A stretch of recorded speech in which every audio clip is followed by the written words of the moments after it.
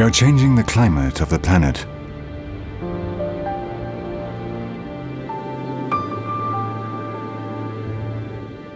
The global warming of our atmosphere is a fact. Our climate is gradually heating up. The glaciers are retreating. The poles melting. We are causing a global change of magnitudes similar to those that marked the great extinctions of prehistory.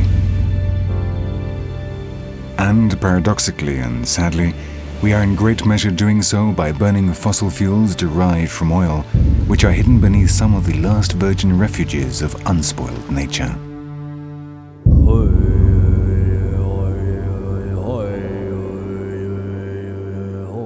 In a world in which man has taken over most of the land, Alaska is one of the few remaining refuges for wildlife. An extreme climate marked by very low temperatures and 6 months of perpetual night makes the territories of the north a forbidden place for the majority of human settlements.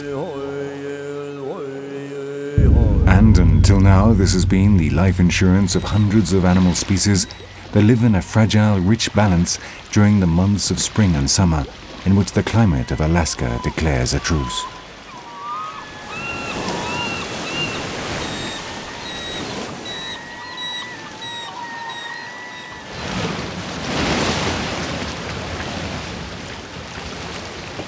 With the arrival of the warm months, Alaska comes back to life.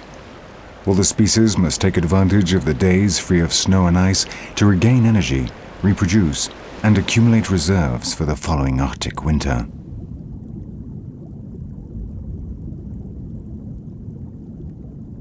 Some, like the salmon, return to the rivers where they were born after a long season growing and storing fat in the sea.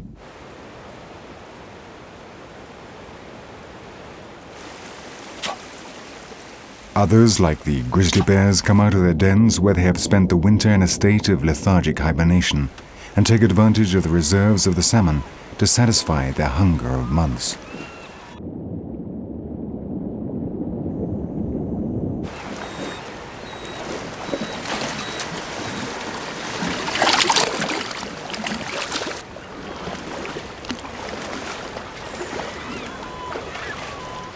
It is a season of surpluses in which the species synchronize their life cycles so that life is possible here where the climate imposes almost insuperable restrictions.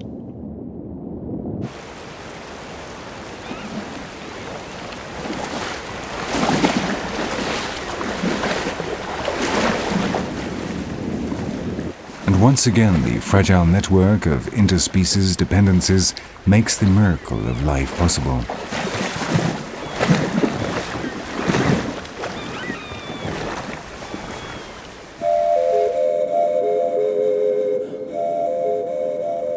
Towards the interior, and as we move further north, the vegetation becomes increasingly scarce.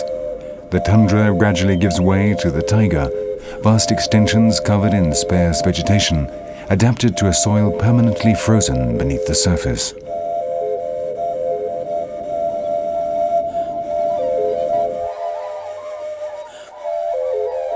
Here, resources are so limited that there is virtually no margin for error.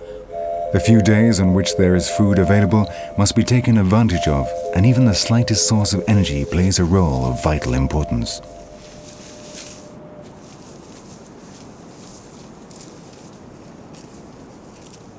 And that is what makes Alaska, like all the lands of the Arctic region, an extremely fragile place, where all these species live at the very edge of the impossible, adjusting their lives and adapting their biologies so that they complement each other. It is, more than any other place, an extraordinarily synchronized world, so dependent on these scarce resources that a small alteration could destroy the entire system. But that would not be too worrying if it were not for the fact that underneath this apparently poor land, there lies huge reserves of oil.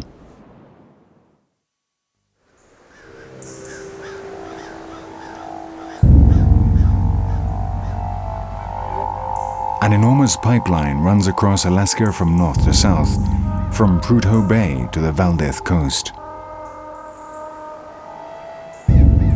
1,300 kilometers of pipeline to transport the 20,000 million barrels which is the estimated production of crude.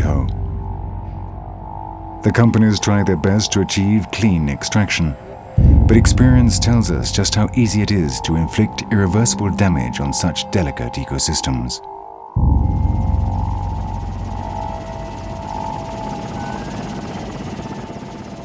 The Exxon Valdez catastrophe was a warning from which the Alaskan coast has still not recovered. The death zone by the 36,000 tons of crude oil spilt continues to claim victims 13 years later. And the Exxon accident was a mere drop in the ocean compared to the overall figures, because it is estimated that in routine operations of the oil industry, every year between 3 and 4 million tons of crude oil are spilt.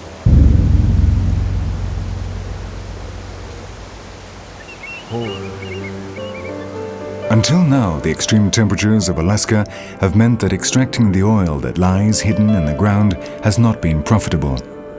But while new technologies are eliminating these technical limitations, the world's greed for energy places pressure on industries and governments to undertake new prospections.